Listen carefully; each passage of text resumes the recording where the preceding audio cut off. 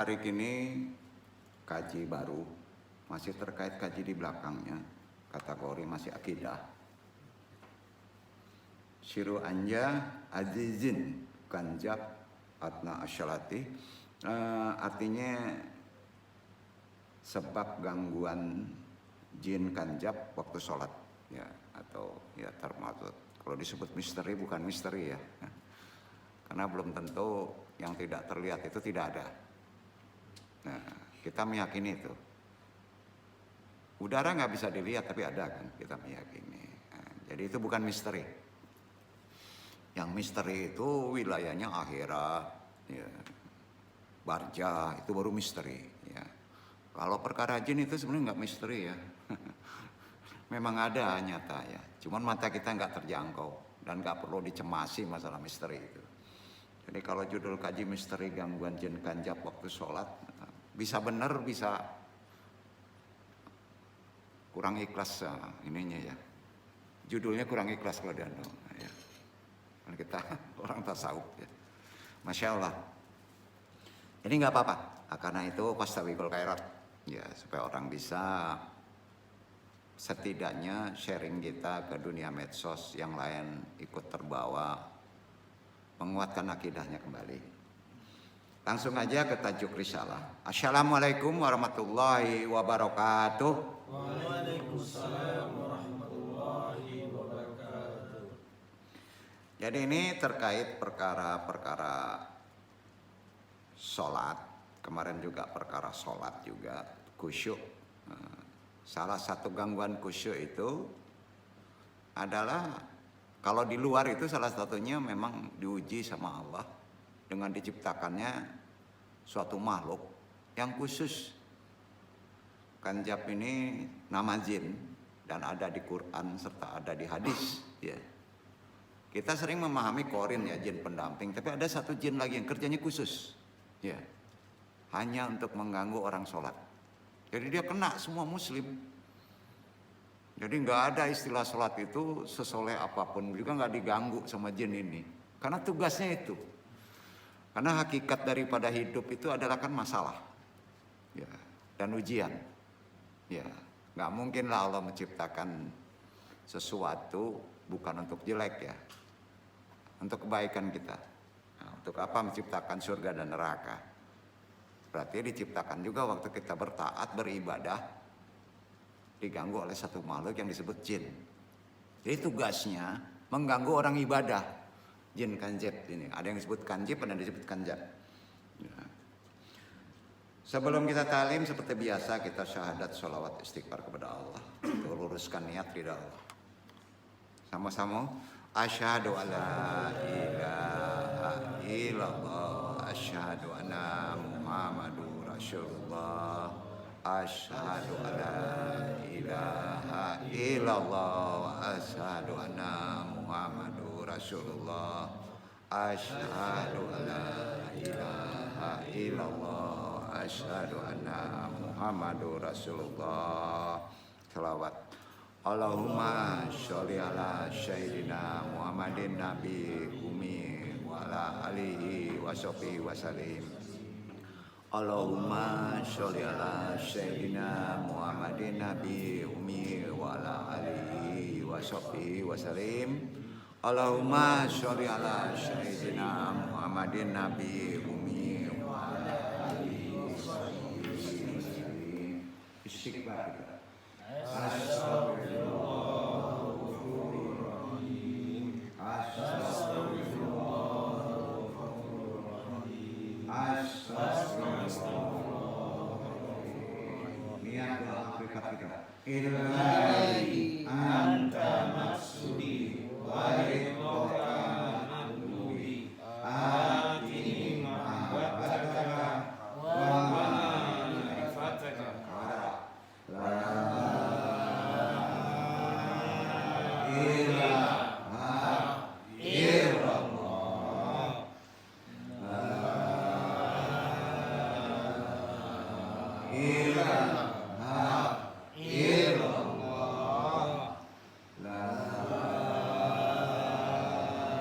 ilaha illallah pada ya la ilaha illallah la ilaha illallah la ilaha illallah la ilaha illallah la ilaha illallah la ilaha illallah la ilaha illallah la ilaha illallah la ilaha illallah la ilaha illallah la ilaha illallah la ilaha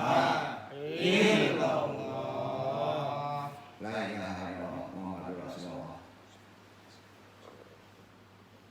Ila hadiniyah asyolihi wa ila hadrati Syekh Abdul Qadir Jailani bi syafaat Nabi Muhammad bi iznillah wadidullahi. Ya Allah, ya Allah, ya Allah, innaka ala kulli syai'in qadir. Takdi hajatina, pasang niat ridha Allah.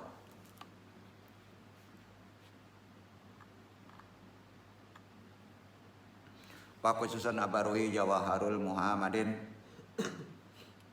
khususan Muhammad Nabi Yunaka, wabil khusus hadiri al-madi kalifatul rodin, wabil khusus arwahi juriyatihi, pakhususan arwahi muslimin muminin wa musinin. Al-Fatihah. A'udzubillahi minasyaitonir rajim. Bismillahirrahmanirrahim. Alhamdulillahirabbil alamin. Ar-Rahmanir-Rahim. Maliki yaumiddin. Iyyaka na'budu wa iyyaka nasta'in. Ihdinas siratal mustaqim. Siratal ladzina an'amta 'alaihim ghairil maghdubi 'alaihim waladdallin. Allahumma ahyina 'alal Islam wa amitna 'ala sunnah. Allahumma anta rabbi la ilaha illa anta khalaqtani wa ana abduka wa ala ahdika wa wadika masata'tu a'udzubika min syarri masanatu abu laka binimatika alayya wa abu dzanbi waghfirli fa innahu la yaghfiru dzunuba illa anta. Diikuti Al-Ikhlas satu kali.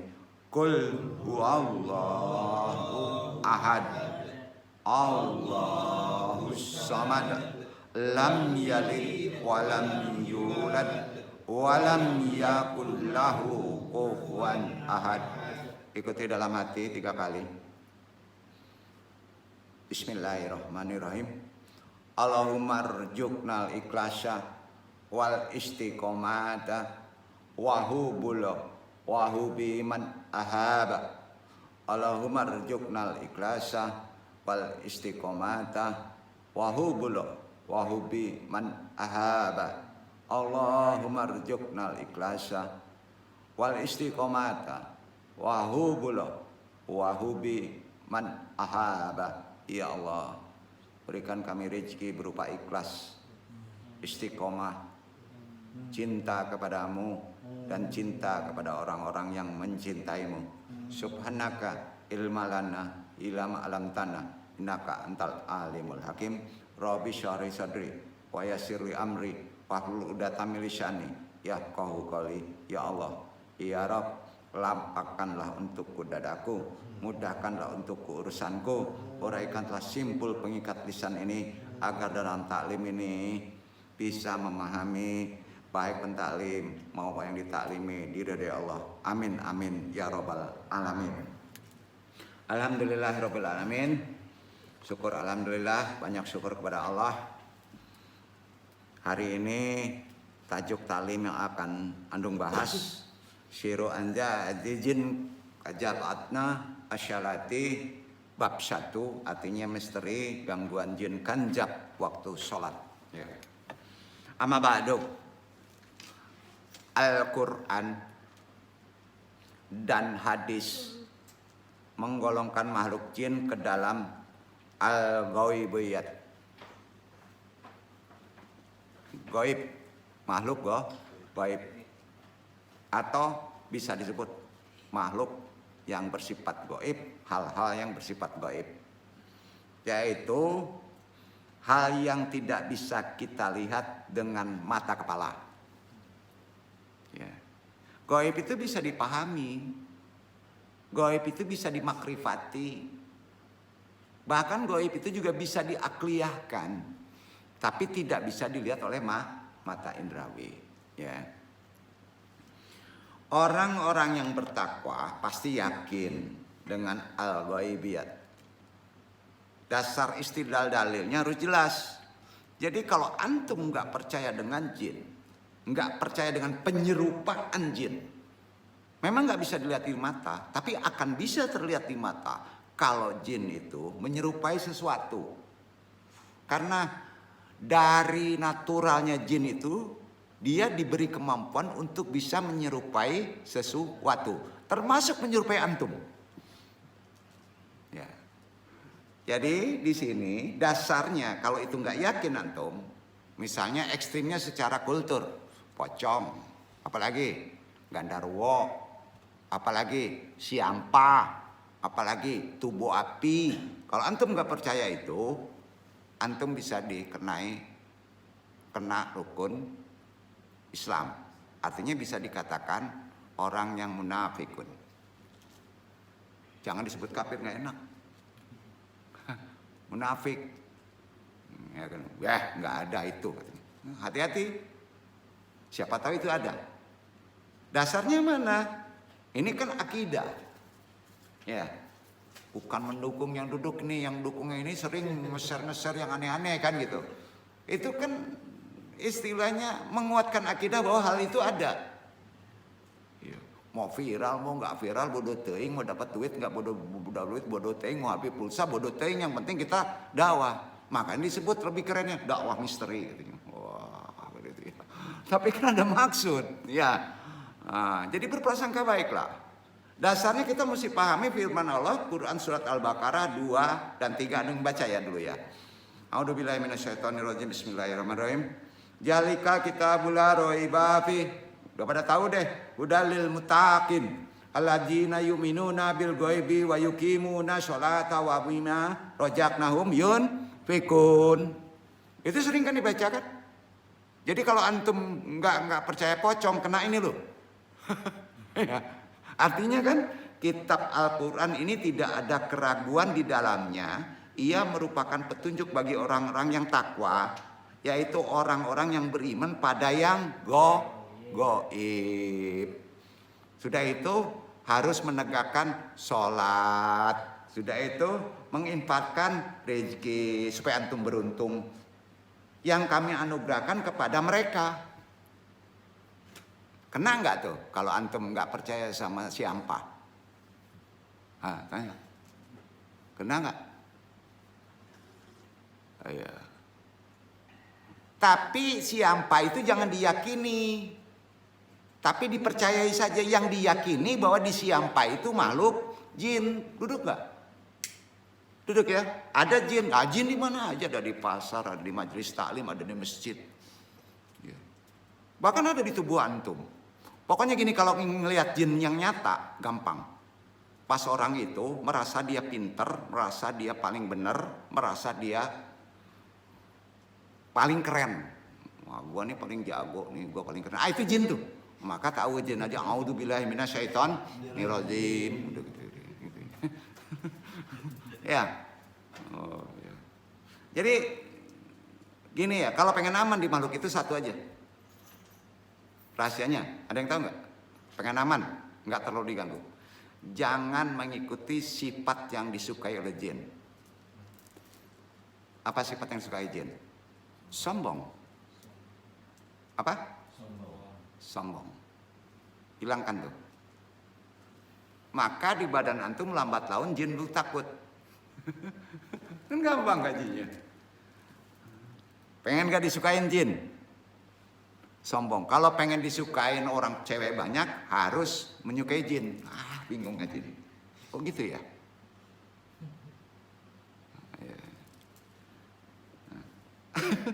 Renungin aja lah. Adanya jin juga bersifat setan, jin yang bersifat setan, dan juga adanya iblis, termasuk maklum minad dini Buddha daruratan. Artinya ke dalam hal-hal yang diketahui umum dari urusan agama. Iblis, sifat setan, jin, termasuk pocong sekalipun. Itu urusan agama. Ya, bukan urusan khayali, bukan urusan medsos, bukan urusan misteri, itu urusan agama. Manalu ma'lum minad din Buddha daruratan. Urusan agama itu. Jadi kalau antum men-share, dijelaskan perkaranya, menguatkan itikad, berarti antum men-sharekan agama. Tapi kalau nggak biasa jangan. Kerasukan antum teh. Karena ada sifat kejelekan di situ. Mungkin diharmoniskan. Mungkin disilaturahimkan makhluk jin itu. Kalau kita nggak ngerti dasar keagamaannya. Nabi melarang itu. Mungkin ada keasikan. Yang duduk hati-hati ingetin jangan kecanduan gitu. Ya. Karena itu asik. Kayak rokok. Ya. Belang kulit antum baru tuh. Jangan berlebihan. Segala sesuatu itu nggak boleh berlebihan. Karena itu energi kan. Karbon. Itu karbon. Nanti antum bedah secara mungkin. Tapi kalau dibedah sekarang nanti yang menang Ustadz Fauji. Anu nggak akan bedah secara kimia yang modern. Itu karbon bahasanya. Ya. Bukan, yang karbon itu manusia. Karbon itu unsur jasadi. Kalau jin bukan unsur karbon. Insya Allah di bab kedua. Jadi jelas perkara-perkara jin, setan, iblis itu perkara agama ya. Iya. Jadi orang yang tidak percaya adanya jin, setan, iblis serta bahasa daerah dan budaya lainnya, hantu, pocong, siampa, gandarwo, kuntilanak, tubuh api, itu akan tergolong menjadi orang kafir. Nggak enak ya, kalau ngomong kayak gitu nggak enak. Keras. Karena kena rukun. Kenapa? Karena tidak percaya dengan Al-Quran. Itu aja. Ya. Dan nggak percaya di hadis.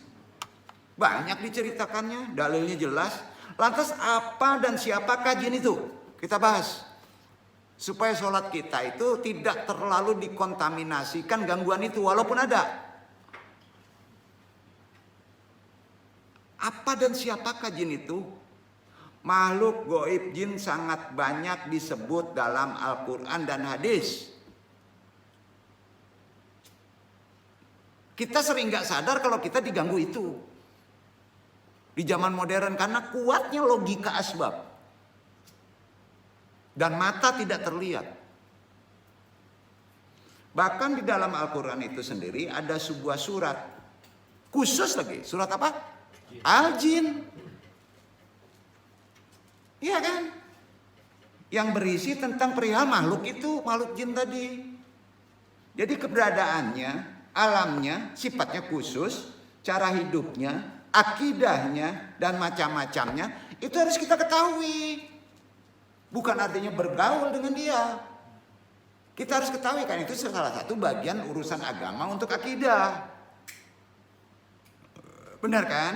Nah, bukan penik. Ya. Gue ini kajinya ini nggak usah lah, ngeri katanya. Lah, jadi antum diganggu nggak khusyuk itu nggak tahu kan? Nah kalau ada amalan kata Nabi ini amalannya begini, kalau antum nggak khusyuk, tahu sebelah kiri meludah, sujud syahwi, itu kan gangguan kanjat, sadar nggak? Ada sujud syahwi, ada meludah sebelah kiri, dengan kode meniup sebenarnya 3 kali, hadis Nabi. Wah ini disuruh meludah, jat katanya di masjid, lu kacau digebukin orang, betul kan? Kan harus ngaji, iya kan? Apa yang dibaca? Takbir dulu, ta'awud baru, buat tiup 3 kali. Hadisnya sahih ada, iya. Jadi apapun yang terganggu, baik itu khusyuk kita, nanti bisa kita mengamalkannya.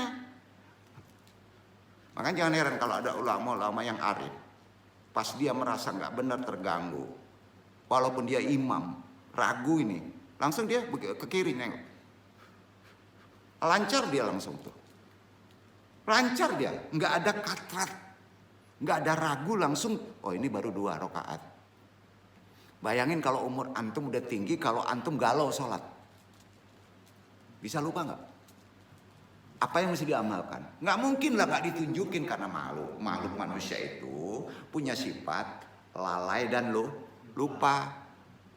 Diberi sifat itu berarti ada solusi untuk mengatasi lupa itu waktu menghadap kepadaku, betul kan? Setuju? Nah, amalannya apa? Kalau dia masih juga nggak inget, baru naik kedua, sujud syahwi. Setuju Ustadz Fauji?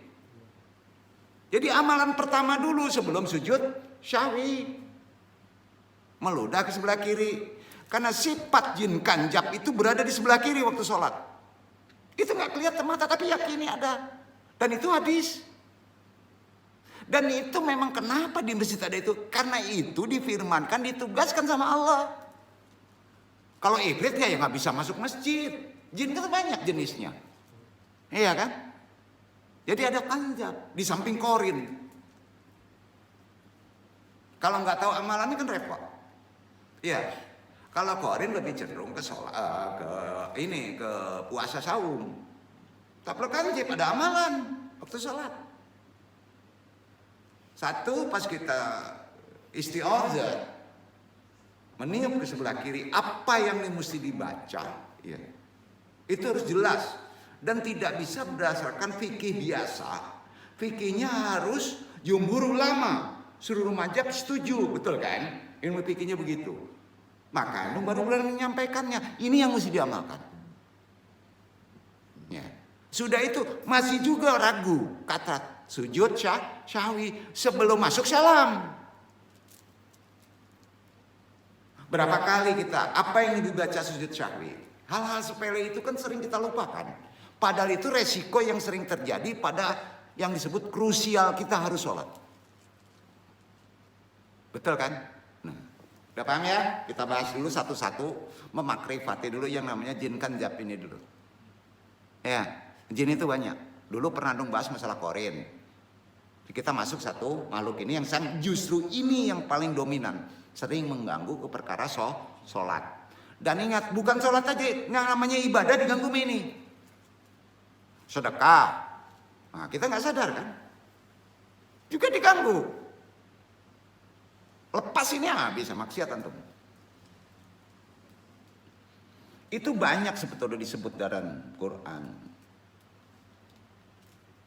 Jadi alamnya khusus, tempatnya khusus, cara hidupnya, akidahnya mesti pelajari dari segi etimologi. Jin berasal dari kata, udah tahu tuh, jannah ya junnu,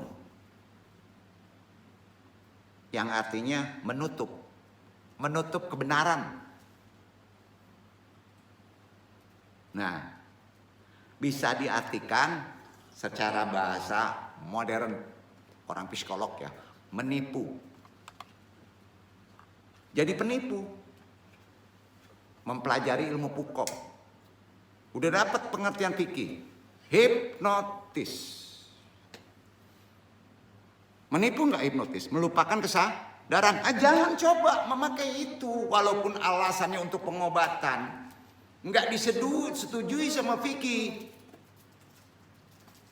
Ya, nggak mungkin deh hipnotis nggak menggunakan hal-hal yang seperti makhluk ini. Makhluk itu berkeliaran di badan antum. Nah, itu kan sifat setan. Yang nggak sadar kan sifat setan. Mabok, ya. Jadi hipnotis menutup kesadaran, menyembunyikan, menjadi gelap, merahasiakan hal yang baik. Itu bahasanya. Berarti antum sudah menjadi sifat jin dalam pengertian syaitan. Bahasa syariatnya setan. Karenanya jin yang sifatnya setan, ya. Karena ada jin baik. Hati-hati, jangan dinegatifkan semua loh. Ya. Oh, pokoknya kalau jin itu panas semuanya. Betul, tapi ada yang baik. Ya. Berarti yang tersembunyi. Yang tersembunyi kan ada yang baik. Yang tersembunyi ada yang jelek. Terhalang, tertutup, menghalangi juga bisa jadi baik. Menutup juga bisa jadi baik. Nah, bisa diartikan secara bahasa umum, bahasa negatifnya, nggak jujur. Betul kan? Nah, tapi ada juga makhluk jin yang sifatnya bukan setan. Artinya sifat yang baik. Kata Nabi, ini ada hadis sahih. Itu yang disebut nasibin. Apa? Pahami dulu namanya. Nasibin. Jenis bentuknya sama manusia juga. Jin. Tapi sifatnya beda. Ada korin. Ada apa lagi? Ada kanzib atau kanjab. Ada nasibin. Yang satu positif, yang satu negatif. Betul kan? Nah, main bakar aja semua. Kena nasibin bakar antum bemblin gitu. Mungkin harus tahu ilmunya. Nggak boleh jolim lah. Jadi mengenai hal ini diriwayatkan ya. Ini dasarnya. Dari Ibnu Abi Syaibah, dari Ibnu Mas'ud. Ketika Rasulullah SAW sedang membaca ayat-ayat Al-Quran. Ada beberapa jin. Sejumlah riwayat menyebutkannya 9. Awalnya 9. Dan ada yang menyebutkannya 7. Makanya kalau antum nguber-nguber jin, sedikit. Susah, sedikit. Di zaman Nabi 9. Kalau berkembang biak paling 70. Kalau isi dunia 70 gimana nyarinya bro? Dikit gitu bahasa hitungannya ya. Logikanya gitu kan. Jadi yang 9 atau 7 ini, wallahu alam, turut mendengarkan bacaan Al-Quran dari Rasulullah SAW. Kemudian salah satu dari jin itu mengingatkan teman-temannya setelah mendengar. Jadi banyak. Ashkutu wantabihu lil kiroati. Summa raza'u ba'da dalika ila qaumihim liyudakiruhum bil tariqosyahihi. Diamlah, artinya ya, perhatikan bacaannya. Sesudah itu mereka kembali kepada kaumnya untuk mengingatkan mereka pada jalan yang benar. Dakwah setelah mendengar itu. Berarti jin nebeng ke Rasul manusia. Paham? Nebeng ke Quran. Nah, jadi bangsa jin tak semuanya kafir. Itu akidah. Ya. Sama juga seperti manusia. Ada sekelompok bangsa jin yang telah memeluk Islam. Bahkan pada masa Rasulullah, dalam Syamil Al-Quran disebutkan keislaman para jin ini diabadikan lagi oleh Allah dalam Al-Quran. Di mana tuh? Baca nih ya. Al-Ahqaf surat 46, 29, 30, 31, 32. Dibaca Iwan. Itu dia. Buktinya itu. Kalau ada jin Islam, masih dulu nggak percaya kalau ada jin Islam. Masih dulu. Baca. أعوذ بالله من الشيطان الرجيم بسم الله الرحمن الرحيم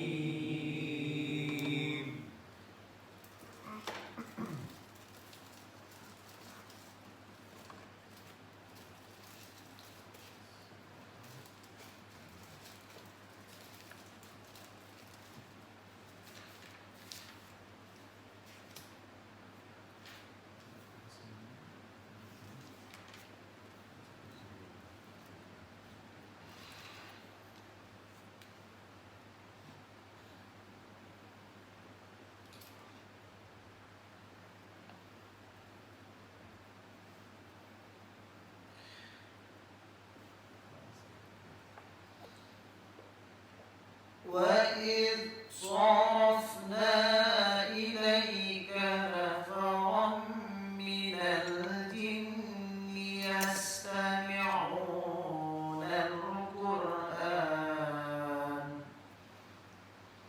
فلما حضروه قالوا أنصتوا فلما قضي ولوا إلى قومهم منذرين قالوا يا قومنا إنا سمعنا كتابا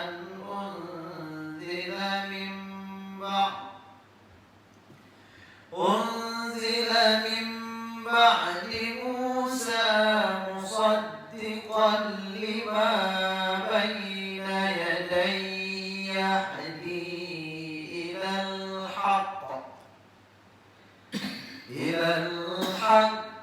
وإلى طريق مستقيم يا قومنا أجيبوا داعي الله وآمنوا به يغفر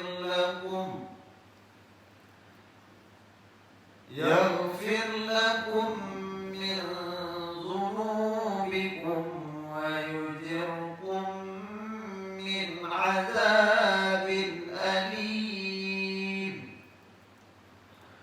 ومن لا يجب داعي الله فليس بمعجز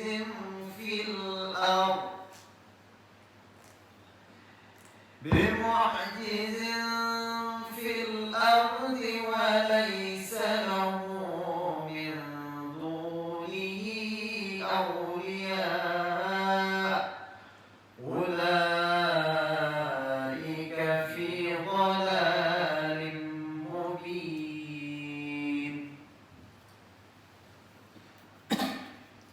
Dan ingatlah ketika kami hadapkan serombongan jin kepadamu yang mendengarkan Al-Quran, maka tatkala mereka berkata, diamlah kamu untuk mendengarkannya. Ketika pembaca telah selesai, mereka kembali kepada kaumnya untuk memberi peringatan. Mereka berkata, hai kaum kami, sesungguhnya kami telah mendengarkan kitab Al-Quran yang telah diturunkan sesudah Musa, yang membenarkan kitab-kitab sebelumnya, lagi memimpin kepada kebenaran dan kepada jalan yang lurus. Hai kaum kami, terimalah seruan orang yang menyeru kepada Allah, dan berimanlah kepadanya. Niscaya Allah akan mengampuni dosa-dosa kamu dan melepaskan kamu dari azab yang pedih. Dan orang yang tidak menerima seruan, orang yang menyeru kepada Allah, maka dia tidak akan melepaskan diri dari azab Allah di muka bumi, dan tidak ada baginya pelindung selain Allah. Mereka itu dalam kesesatan yang nyata. Disambung supaya lebih jelas. Al-Jin 1-2. Itu menyimpulkan surat itu.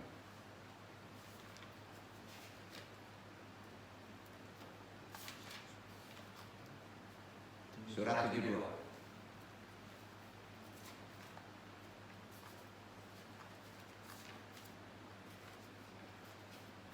Dua ayat aja. Ayat pertama dan ayat kedua. Uluhiyah.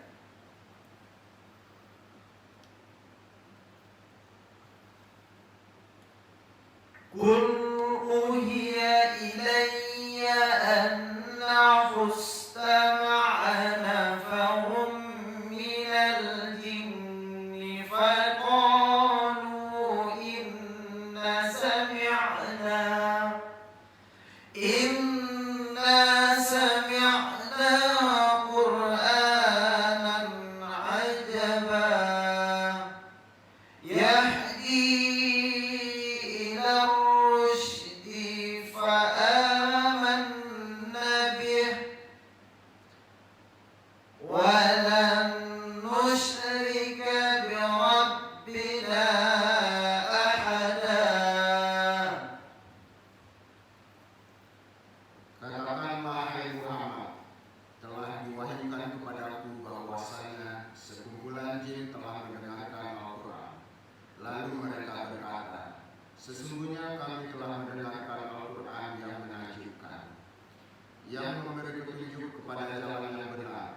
Lalu kami beriman kepadanya, dan kami sekali-kali tidak akan mempersekutukan seorang pun dengan Tuhan kami. Jadi ada jin yang tauhid kan? Betul. Ada jin musyrik. Ya. Ada jin taat. Ada jin soleh. Ya. Jin itu punya sifat jeleknya satu. Ya kalau sudah baik nggak bisa jelek. Kalau sudah jelek nggak bisa baik. Itu maka dilarang oleh Nabi. Nggak ada toleransi. Maka kalau di masjid antum macam-macam niatnya bisa digapok sama nasibin itu. Mendoain tuh suruh masjid aja nasibin. Banyak kan kalau zaman dulu sering digulung. Ya. Nggak percaya ya udah. Nah, cuman dia kan punya prinsip nggak mau berbaur di yang sifatnya misalnya masjidnya itu jelek. Bukan dalam konteks jelek itu, pendapatnya jelek. Makanya dia kabur. Dia cari yang betul-betul murni, natural. Maka hati-hati. Kalau pelanggar, musola, surau di kampung-kampung hati-hati. Enggak sendirian yang untuk sholat. Kalau suraunya itu betul-betul lahir batinnya secara fisik bersih, pasti ada. Ini misalnya di masjid yang megah nih, wah terbaik, uang yang gak jelas, nggak mau masuk ke sini itu. Paham ya? Jadi harus dijelasin ya. Ya, dijelasin. Justru kanjak yang masuk ke situ. Makanya kalau ini nggak ada kanjak masuk surau-surau yang banyak di gunung-gunung gitu ya. Nggak ada depan. Paham kan? Jadi dua surat ini kalau antum sering baca di rumah udah itu ngebersihin. Tapi kalau dibaca itu ngebersihin ke orang-orang yang musyrik. Tapi kalau dipajang terbaca oleh makhluk itu, makhluk jin jelek kalau masuk dijahilin misalnya oleh kuring sama dukun kabur itu disebut wifi. Enggak. Dia lihat kursi kayak kursi mana lagi? Ya sekarang ini juga. Udah pajang di rumah. Atok ya. Karena itu bisa dibaca oleh makhluk tadi. Sampai oleh jin. Musiknya kabur dia dengan ini. Malu gue. Dia punya prinsip malu juga. Sama seperti sama manusia. Jadi di sini udah jelas ilmu. Apa ilmunya? Kalau kita menulis surat ini secara Quran dan betul adabnya itu udah jadi WP, maka itu juga pagar. Itu bukan klinik. Yang klinik masukin di air, diguyur pakai tinta, diminum. Nah, bingung kalau kayak gitu, sakit perut langsung. Bener kan? Ayo, ngajarin tuh. Udah ada surat ini aja. Jadi nggak perlu undang-undangan dulu. Yang bubuk, diusir-usir. Yang diusir orang kan bingung pula kan. Bentang-bentang bisa tuh gitu. Nggak percaya, coba. Korin itu ada energi. Ya. Ya, itu titanium. Bukan karbon, antum karbon. Aku terbuka lagi ya, gue payah nih antum ya. Nanti jelasin ya. Tapi asbabun nuzul 2 surat ini, sebut ya, pas turun, asbabun nuzulnya itu nyindir. Nyindir yang punya asbab kebangetan jeleknya, ditantang Tuhan. Oh nggak percaya Tuhan jolim, itu disindir ke situ. Maka turun asbabun nuzul. Itu asbabun nuzul turun sebagai bentuk penghinaan, celaan terhadap kaum Quraisy dan di bangsa Arab waktu itu yang terlalu lambat dalam mengimani Al-Quran. Maka asbabun nuzulnya dia kan 4 tahun tuh nggak percaya dengan Quran tuh bertahun-tahun, akidahnya susah. Disindir dengan surat ini. Itu asbabun nuzulnya. Duduk nggak? Tapi membawakan 2 pengertian bahwa makhluk jin juga ada yang Islam. Di samping asbabun nuzulnya untuk menyindir orang yang keras kepala. Atau dia yang nggak mengimani risalah Islam yang dibawa oleh Nabi Muhammad. Maka turun surat ini. Sejarahnya gitu. Ayat ini juga menunjukkan kepada umat manusia bahwa jin yang diciptakan Allah dari api pun, ini yang dari api aja ya, orang menganggap negatif, panas, pemarah, bisa menerima kebenaran Al-Quran Islam. Jin dari api berdasarkan ayat tadi bisa menerima kebenaran Al-Quran.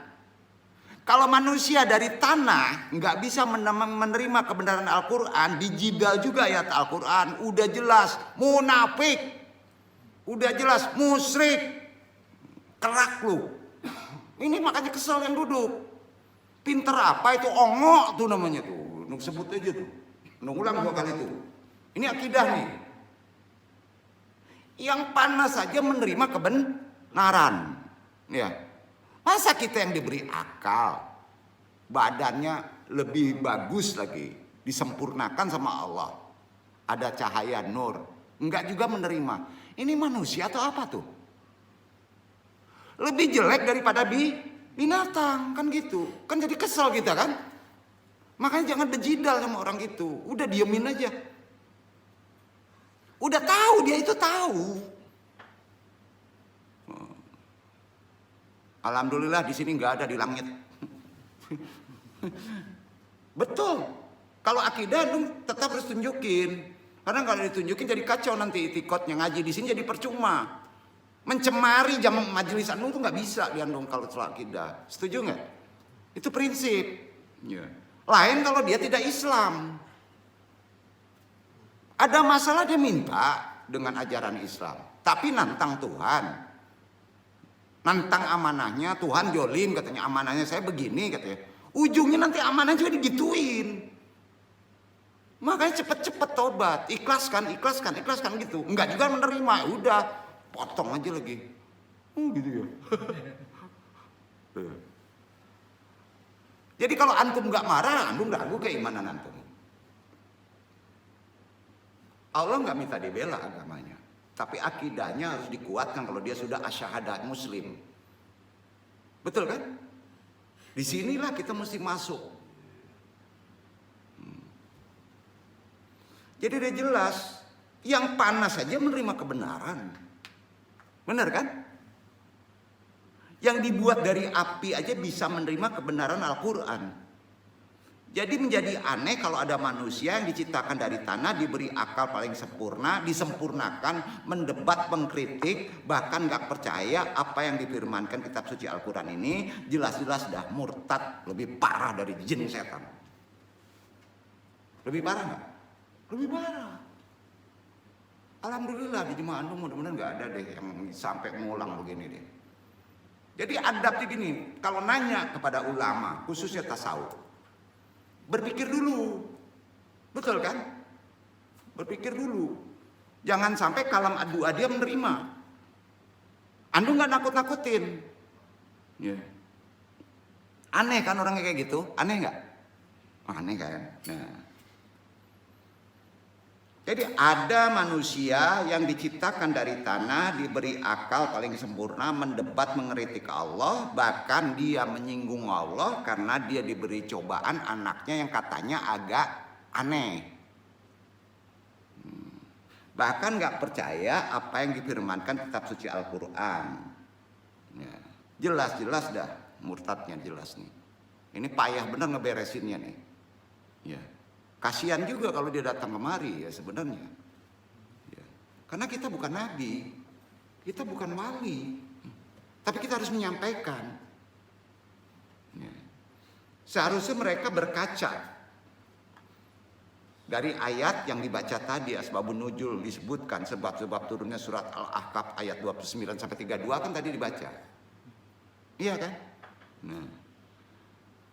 Di atas sudah dibaca tadi, bukankah di firman tersebut jin aja yang terbuat dari api percaya dan tunduk dengan Al-Quran?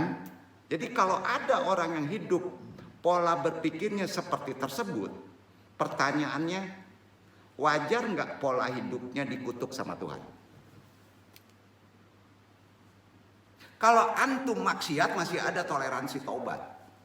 Tapi kalau sudah ada nantang Tuhan, jatuh tuh kutuk. Karena dia yang menantang. Udah paham ya? Tolong hapus dalam diri itu, jangan mengkritik Tuhan. Jangan mendikte Tuhan, itu aja. Tuhan tahu loh hati orang loh. Apalagi ini dijaharkan. Merasa keren punya pikiran begitu. Ditantang Tuhan, gua tato katanya. Rusak nggak? Ditambah tatonya. Jadi percuma ngaji di sini. Ayo. Anda bukan marah-marah. Wajib menyampaikan perkara ini. Kalau sudah ke puncak akidah dibangkangi lah istilahnya kan, betul kan? Nah ini yang bahaya. Jadi dari sudut mana kita mesti nasihatin?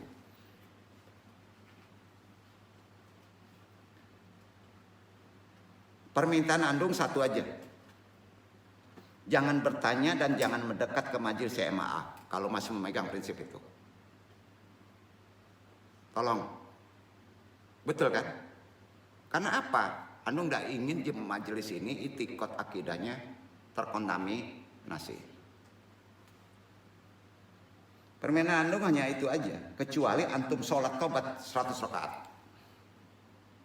Tantangannya kalau akidah 100 tobat 100 rakaat. Itu termasuk fikih tasawuf Ustaz Fauzi. 100 rakaat. Sekali lagi. Antum back nih ya. Sebelum dia betul-betul melakukan amalan 100 rakaat, jangan kemari. Dan antum bisa kunci itu. Dan jangan bertanya kemari. Ini bukan keras atau tidak kerasnya. Ya. Bersaksi lagi, tidak mengulang lagi, menantang menyalahkan kitab Al-Quran, apalagi kepada itikot Allah, ini sama dengan menantang Tuhanmu. Rumi juga ngomong kayak gitu. Abah Anom juga ngomong kayak gitu. Banyak ulama ngomong kayak gitu. Ya. Menantang seluruh umat muslim sama tuh. Betul kan? Nah. Makanya sebelum ngomong muhasabah, jangan sampai ucapannya itu karena hawa panasnya itu menutup kebenaran, sudah itu menjadi kalam doa. Ya, efeknya bukan dia, kehidupannya, amanahnya, nggak kasihan tuh. Ya, otomatis paham sampai ini kan? Nah, ada saatnya kita mesti keras kalau perkara akidah. Tentu dengan kehalusan. Nabi juga keras sampai memerangi loh. Ya. Karena sudah terjolimi. Itu kita terjolimi di jalan modern begitu. Jadi disebut jin karena makhluk ini terhalang dari pandangan. Sepakat? Ya. Tidak dapat dilihat maka disebut jin. Makanya bayi yang masih berada di dalam perut ibu disebut apa? Janin. Nah, artinya apa? Ini kan akar katanya sama dengan jin. Bukan nggak ada, tapi tidak terlihat tertutup daging perut ibu. Betul. Jadi kancap ada nggak? Ada, tapi tertutup oleh barja. Tuh, ya. Gimana dong supaya bisa terbuka barjanya? Ini kemana kajinya nih? Nggak ke situ, bersyukur normal ditutup. Karena tidak dapat dilihat dengan mata telanjang. Coba kita berakal. Ya. Adamul kudrati ala ruyatihi la'ian. Annahu gairu mawujud. Hunnaka asya'u katiruatun. La yumkin ruyatuha bil ainil mujaradati. Lakinaha fi jauhariha maujudatun. Tidak bisa dilihat bukan berarti tidak ada. Setuju? Adamul kudrati ala ruyatihi. Iya kan? Tidak bisa dilihat bukan berarti tidak ada. Ya. Ada dua sifat. Karena maha besarnya maka tidak terjangkau oleh mata. Karena tertutupi oleh hijab maka tidak terlihat oleh mata. Yang satu untuk Allah, yang satu untuk makhluk. Setuju? Ya. Sudah itu banyak sesuatu yang tidak bisa dilihat oleh pandangan mata dalam kehidupan sekarang. Namun hakikatnya ada. Jauhariha maujudatun. Banyak. Dong doain terbuka mata antum. Repot antum tuh. Benar. Contoh udara. Yang biasa aja. Udara. Gelas kosong. Kosong ini airnya. Langsung isi nggak udara? Yakin kan? Jadi kalau Allah itu nggak ada nyebut kayak gitu, kecil itu, kayalan aja, gila nggak orang itu? Berarti kan kena akidahnya, iya kan? Nah, udara yang tiap hari kita hirup untuk bernapas, kita tidak bisa melihatnya kan? Tapi kita dapat apa? Merasakannya. Iya. Jadi Allah bisa dirasakan? Ya bisa. Jin bisa dirasakan? Ya bisa. Antum jadi jin sih nggak bisa merasakan jin.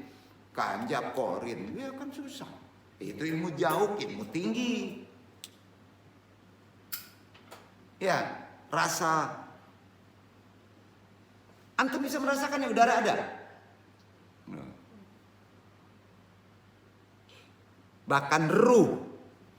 Secara awam bisa menurut nyawa. Merupakan penyangga hidup kita loh. Karena kita bisa hidup. Dan tanpanya kita is dead. Betul kan? Logika kita nggak bisa menolak itu. Loh, iya.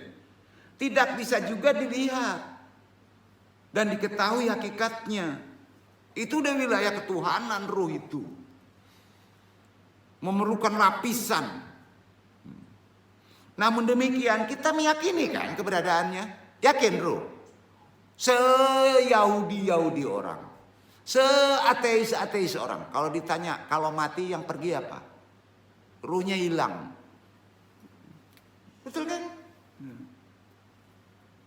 Karena itu beriman kepada yang gaib hukumnya apa? Wajib. Wajib. Bukan sunat. Kan itu rukun. Dalam ajaran Islam meyakini hal gaib merupakan salah satu pokok akidah. Pokok akidah itu. Karena itu seorang muslim wajib hukumnya mengimani, percaya, meyakini hal gaib dengan keimanan yang kuat sampai mantap. Ada metode untuk menaikkan hal itu. Ya. Tanpa dicampuri keraguan dan kebimbangan sedikit pun. Repotnya Nabi bertahun itu membuktikan kegaiban tadi. Itu repotnya Nabi dalam dakwah. Begitu juga percaya mengimani firman Allah, qada, takdir Allah. Jadi kalau kita masih awam, cara pertama taklid saja dulu kepada Quran. Betul kan? Taklid dulu ke Quran. Jin ada, nyawa ada, ruh ada. Taklid aja. Antum tuh. Ya. Jadi cara taklid aja, kalau antum masih tolol agama, maaf.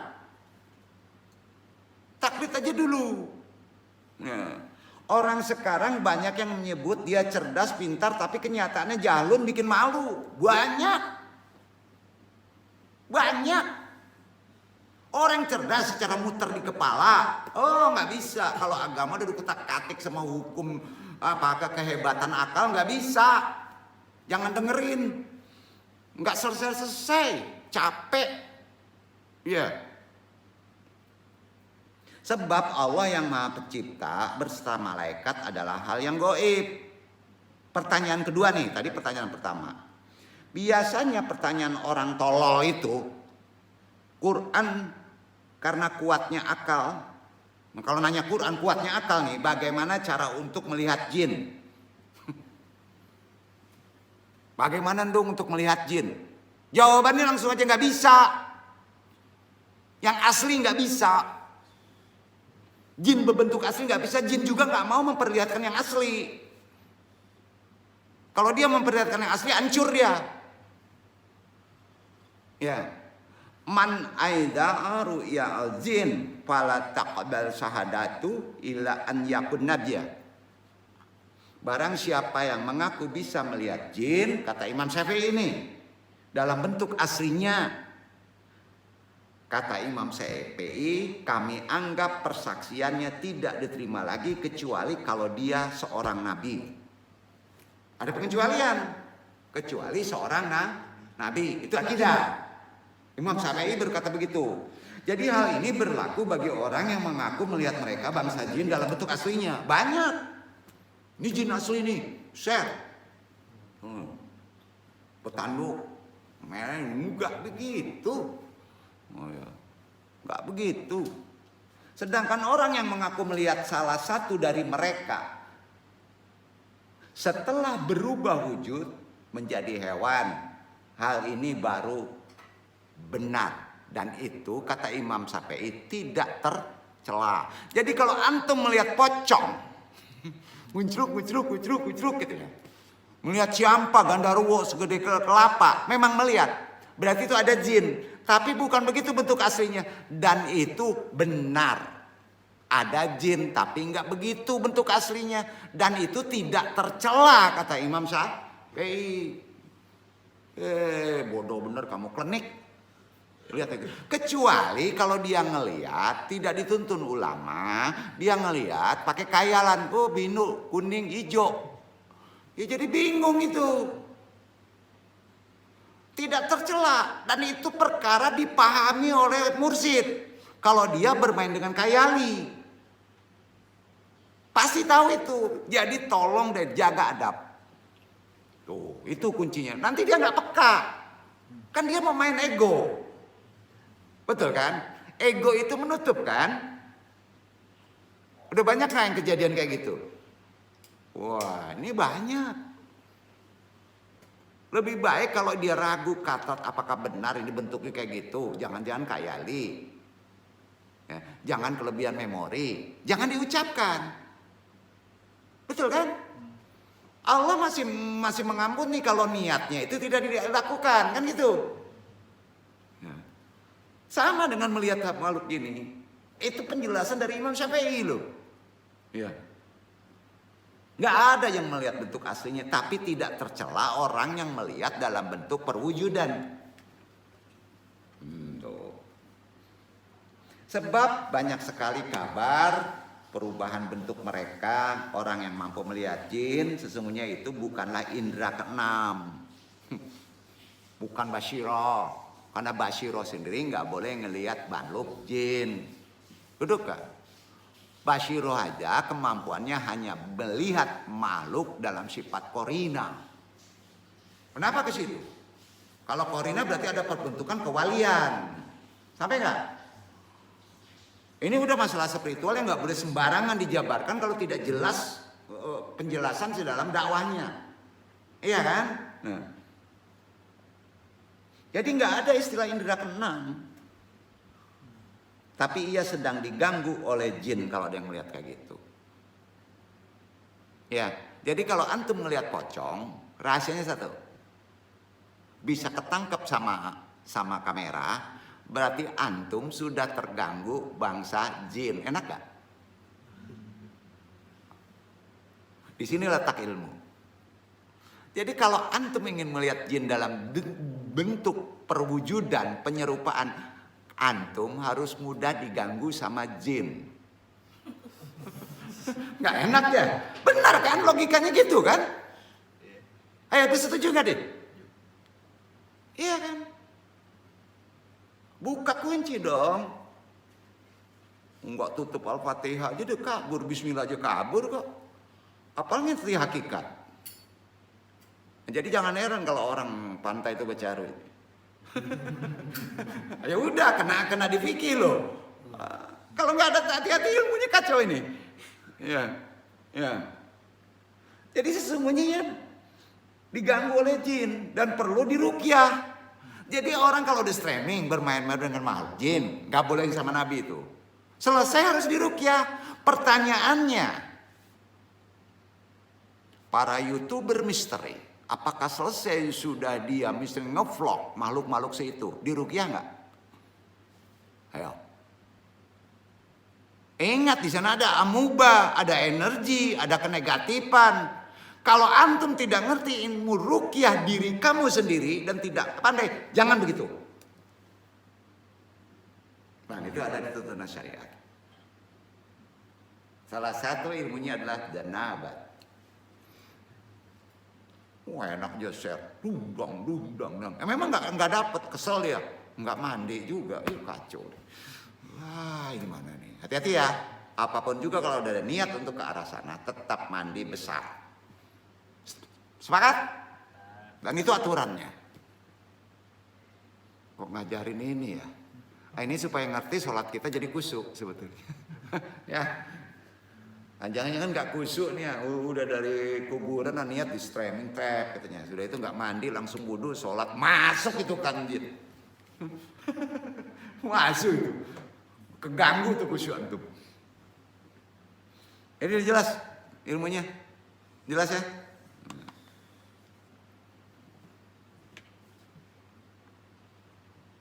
Jadi di sini nggak mungkin deh bentuk aslinya terlihat dan itu banyak penjelasannya.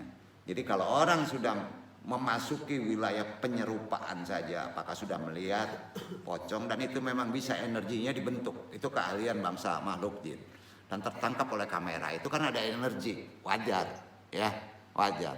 Tapi ingat ada amalan, tetap mandi besar, ya. Kalau belum ada waktu dia kan suruh berwudu tuh, cuci muka orang lama, cuci muka, kan orang lama begitu kan. Ya. Jadi ingat, jangan sampai antum itu diganggu oleh jin dan perlu diruqyah atau perlu pertolongan. Nah, karenanya ada dua macam cara masuknya jin ke dalam raga seseorang. Ini kunci juga nih, ada dua loh. Cara masuk makhluk jin ke dalam tubuh manusia sering tidak disadari. Satu. Pertama, karena jin suka pada seseorang, karena jin itu sama sifatnya dengan seorang. Antum kalau udah suka walaupun dia udah punya laki orang, nggak bisa dihilangin kan? Betul kan? Iya kan? Ngelihat atap aja kalau dia udah cinta udah seneng banget gitu. Sama jin begitu. Kalau dia udah senang sama Iwan ya udah, nggak bisa itu, susah ngilanginnya, ngedeket terus tuh. Maka ada amalan. Ya. Jadi itu pertama, suka pada seorang. Bisa juga karena tabrakan. Nah, makanya kalau ada ngomong orang ketubruk kuntilanak itu benar juga itu. Hati-hati itu. Bukan bahasa ekstrim kan ya. Berpapasan nabrak, sering kita kemajuan aja dari itu. Bukan nabrak. Kan situ, kaget tuh. Betul kan? Itu energi tuh. platinum lah gitu kan. Lebih halus, lebih tinggi sampai ke yang disebut nuklir. Ah, itu epistemologi, teknologi. Insya Allah besok ya. Tabrakan, berpapasan, karena manusia nggak melihatnya, jadi dia ikut masuk ke dalam peraga, nusuk. Itu cara masuknya, melalui jalan darah. Itu Quran nyebutnya kan. Yang kedua, cara masuk jin. Ya. Makhluk jin sengaja dikirim oleh seorang dukun karena ada yang membayar. Wah, ya. Jin paling suka kalau disuruh orang. Walaupun orang sore bisa masuk tuh. Kalau dia nggak punya pagar dan tidak kuat iman, masuk. Nah, jadi tujuannya hanya menyakiti seseorang. Jadi jangan disangka zaman sekarang nggak ada. Nah, karena disuruh orang, ya, yang sifatnya syirik, iri hati, sakit hati, dengki, nggak perlu dibedak bahas tuh. Nggak ada putus asa, efeknya ke situ. Merasa orang itu yang menjahili, dia kirim tuh, bayar dukun. Banyak kejadian kayak gitu kok, banyak tuh. Dengan bantuan jin bisa mengirim benda yang sifatnya beling, potongan kawat, paku, jarum, bulu perindu, tanah kuburan, belatung sekalipun. Dan itu bukan hal klinik. Karena jin keahliannya itu. Ya. Dengan bantuan jin itulah, ada orang menyebutnya jin belek lah. Jin belek lah gitu. Ya. Supaya jin tidak gampang masuk ke dalam raga, kan itu intinya. Nah, maka kita harus menghindari sifat-sifat yang disukai jin. Tadi kan disebut. Jadi umumnya orang yang bisa disantet, ya, yang bisa ditubuh, karena dia sering memakai sifat yang disukai jin. Salah satu pokok sifat ini apa Pak? Ada yang tahu? Datu marah, berlebih marah, gampang itu masuk. Jangan jolim. Oh, aduh jaya. Makanya banyak orang-orang preman yang kena kayak gitu. Duduk nggak? Jadi sifat apa sih yang paling disukai bangsa jin? Ditaurai secara syariat. Suka marah, suka was-was, suka khawatir, curiga, berkelebihan, suka sedih, berkelebihan.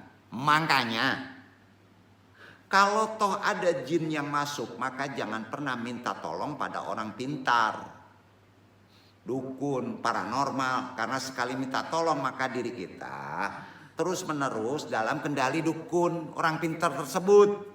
Itu sebabnya semua dukun santet, pemuja setan belek, kalau kita menggunakan jasa mereka, dukun atau orang pintar, paranormal, apapun istilahnya, maka kita ini sama juga ikut-ikutan memuja setan belek tadi. Dan ingat, ini perbuatan kata Quran musyrik. Iya kan?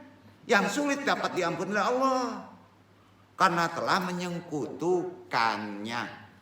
Itu poinnya. Nah, kalau mau terlepas dari pengaruh setan yang kayak jenis kayak gitu, baik karena ketempelan, nempel, kerasukan, tasapo, tempelan lah, bukan nggak ada. Atau karena sebab kiriman dukun, maka harus minta tolong kepada yang super maha kuasa. Siapa?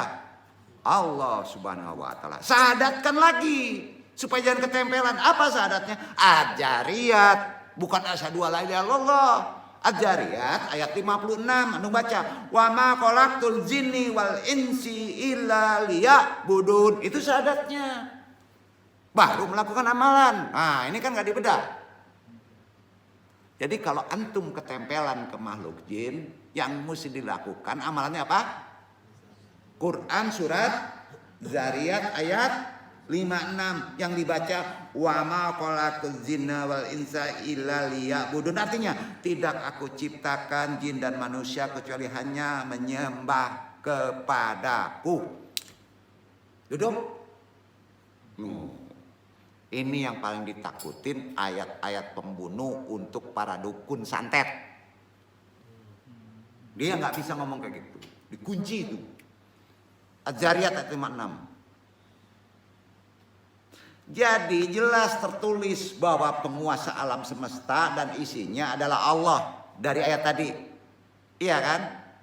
Nah, maka cara untuk terbebas dari jin, setan, hantu belau gitu ya. Santet kayak apa, kayak pelet, kayak baik karena ketempelan atau kiriman dukun, apa aja namanya adalah memohon doa kepada Allah. Awali syahadat dengan Az-Zariyat ayat 56. Nah, untuk kesembuhan dan terbebas dari pengaruh jin tadi. Nah, doa ini harus diletakkan pada apa yang terjadi. Banyak kasus tuh, itu satu amalan. Tapi induk asyhadanya Az-Zariyat ayat 56. Sepakat? Nanti nunggu curai ya. Jadi ini andung ajarin yang disebut tasawuf secara torekot. Bukan tasawuf, terapi secara torekot. Bukan secara tasawuf. Kalau terapi secara tasawuf mendekat ke hukum akal. Tapi kalau secara torekot mendekat ke Al-Quran. Paham ya? Artinya kita memohon kepada yang sifatnya matsurat. Paham Pak Ji? Itu fikihnya. Jadi tolong pisahkan antara fikih torekot dengan terapi torekot dengan terapi tasawuf. Nah, inabah itu diawali dengan yang disebut terapi tasawuf, baru masuk terapi torekot. Salah satunya ini. Paham ya? Nah, nanti runut ya bukunya. Gitu, pengen buat bukunya ya. Yang kalah sama bukunya. Mudah-mudahan jadi silabus perbaikan.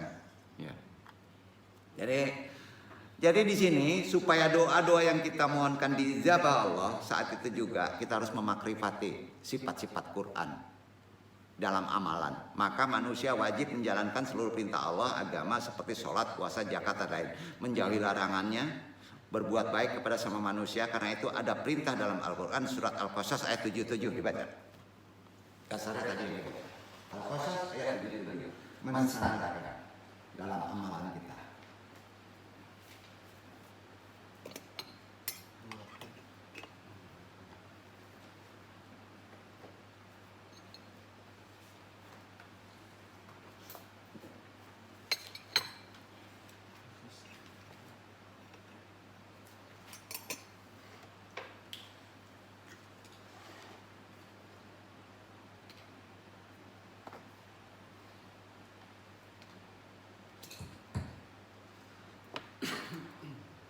وابتغ فيما آتاك الله الدار الآخرة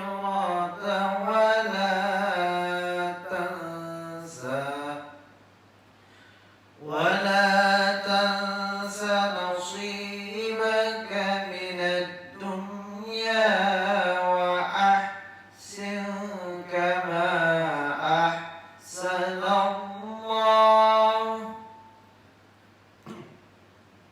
أحسن الله إليك ولا تبغ الفساد في الأرض إن الله لا يحب المفسدين.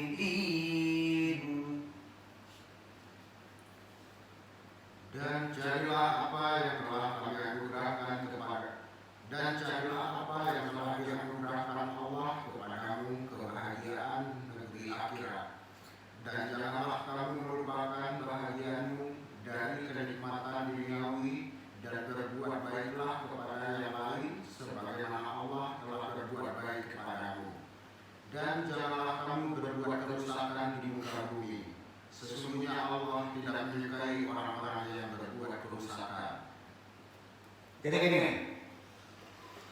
antum ingin khusyuk dalam sholat, pasti kan, walaupun nggak bisa tiap hari. Ya, sudah tidak ingin terlalu banyak diganggu oleh sifat makhluk-makhluk tadi karena ujian dari Allah. Baik itu korin, baik itu kanja, baik itu santet. Bisa aja ada santet sifatnya nggak terlihat, ada santet sifatnya ke sifat, ada santet sifatnya ke energi. Kita nggak menyadari itu kan. Untung aja di sini itu budayanya tertutup dengan sifatnya materi. Itu rahasianya di Minangkabau. Karena ada suatu wilayah yang dinaikkan kejoliman para orang-orang pintar yang sifatnya klinik bekerjasama dengan jin setan itu menggunakan materi. Dan budaya itu tertutup di sini. Paham ya? Tapi di sini kuat dengan asifatun. Karakter larinya. Kebingungan nanti. Bisa jadi pastor gitu. Itu lebih berbahaya. Iya kan? Nah di sini perlu ada memahami. Jadi runut amalan yang dibaca tadi Al-Qasas 77, kalau orang kena ujian tadi, itu amalannya sosial. Ini ayat amalan ibadah sosial. Jadi Al-Qasas 77, orang yang kena ujian tadi, amalin Al-Qasas 77 itu amalan ibadah sosial. Kan dibaca, carilah padahkan kerajaan Allah kepadamu pahala negeri akhirat, banyak doa-doa di akhirat, jangan dunia. Ya kan? Sudah itu jangan kamu lupakan bagian dunia. Ya, ikhtiar berbuat baik kepada orang lain. Siapa aja walaupun dia menggeleng kita. Ya. Karena Allah itu sangat baik. Jangan merusak. Merusak itu ada merusak lahir, ada merusak batin. Betul kan? Nah, jadi ini lebih cenderung ke ibadah sosial. Ibadah ritualnya apa? Syahadatkan dulu. Kurang surat apa tadi syahadat? Ajariyat 56. Nah, 56. Amalan sosialnya tuh.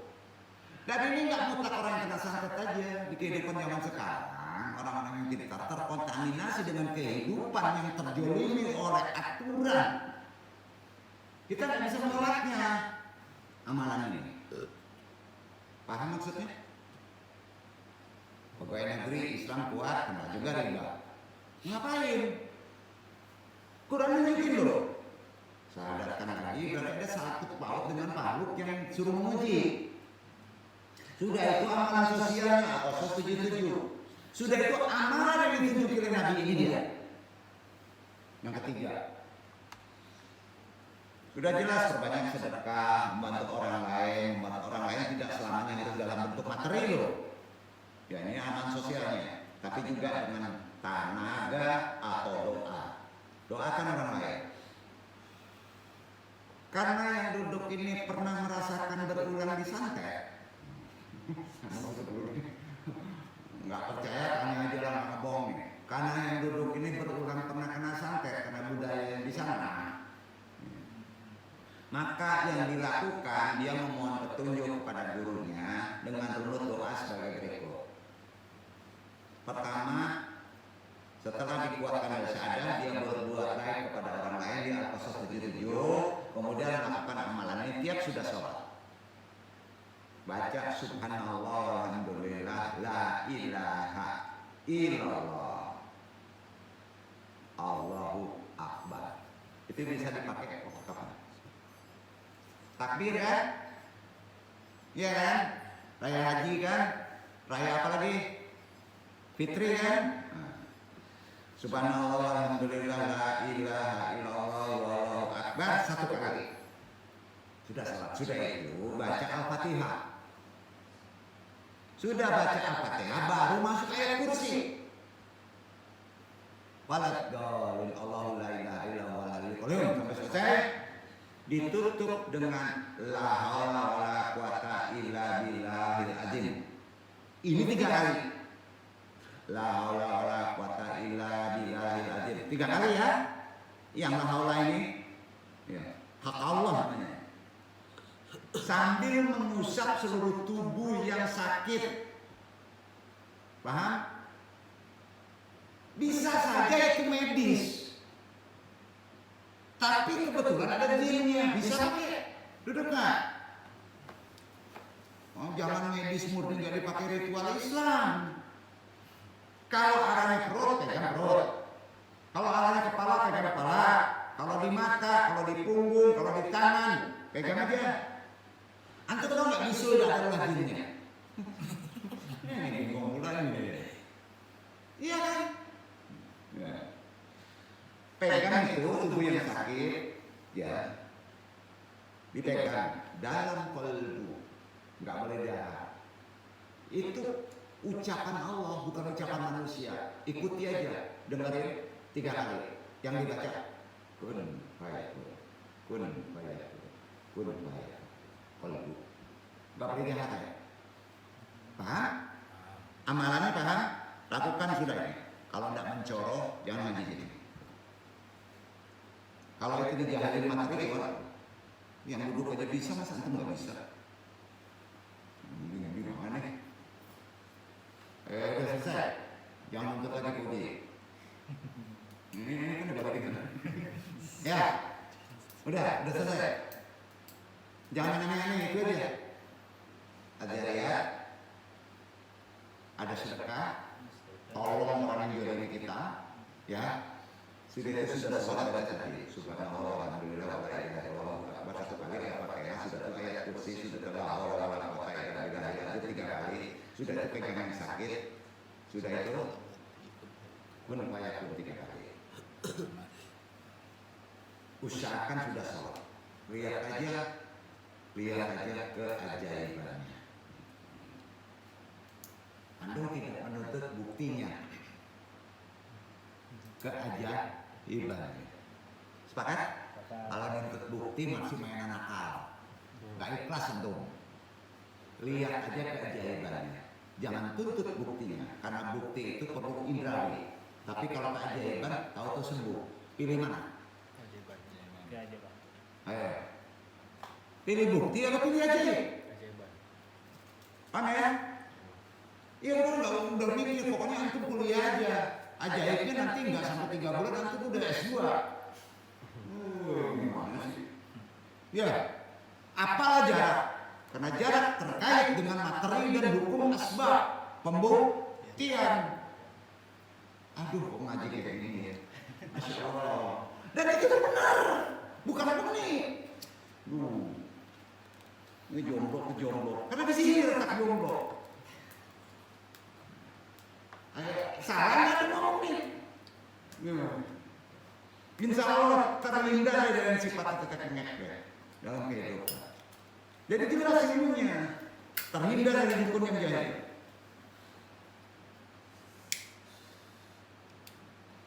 Sudah itu lafal doa secara jahar, bahasa ibu. Dengerin aja, boleh dicatat, boleh tidak. Tapi yang penting intinya, ini lafaz ibu, bahasa ibu. Ya Allah, saat ini hamba merasa sakit di bagian perut umpamanya, bagian mata, bagian telinga, ya. Jadi sudah disebutkan nama yang sakit ini, misalnya mata. Ya Allah, saya merasa sakit di mata. Sebutkan itu, ya. Karena kita jahil, ya. Apabila sakit hamba ini disebabkan oleh karena ada rasa jengkel kepada kedua orang tuaku, kepada mertua, kepada istri, kepada suami, kepada anak-anak, kepada teman-teman di kantor atau kepada tetangga, sebut aja itu bahasa ibu. Apabila itu salah, ampuni hamba, ya Allah, amin. Sambung lagi, ya Allah, apabila sakit hamba ini disebabkan oleh sihir, teluh, santet yang dikirim para dukun atas suruhan seseorang hamba, kita nggak tahu orangnya, nggak perlu disebut orangnya. Ya. Mohon kepadamu ya Allah, selamatkanlah dukunnya. Paham gak nih? Itu kuncinya. Ya Allah, mohon selamatkanlah dukunnya, bukan kitanya. Gimana ya? Nggak makrifat antum. Ya. Nabi kayak gitu kok. Hamba mohon kepadamu sampai 3 kali nih kata Nabi. Selamatkanlah dukunnya. Selamatkanlah dukunnya ya Allah, amin. Coba logika kita terbalik gak? Ada tuntunannya gak ini? Ada tuntunannya gak? Tanya, ada sandaran dalilnya gak? Ada kan? Selamatkanlah dukunnya, bukan celakai dukunnya. Emangnya siapa ente? Ayo. Bakar iblisnya. Ya, karena kita nggak makrifatullah. Berat ya. Kan dibilang tadi di awal. Walaupun antum dijolimi, orang yang menjolimi itu doakan menjadi selamat. Paham? Jadi berdoa dengan mohon agar dukun diselamatkan, atau bisa juga sekalian orang yang menyuruh dukun juga diselamatkan. Ingat rahasianya gini. Doa orang yang teraniaya. Kita kan teraniaya. Yang sedang sakit langsung diijabah Allah. Ya.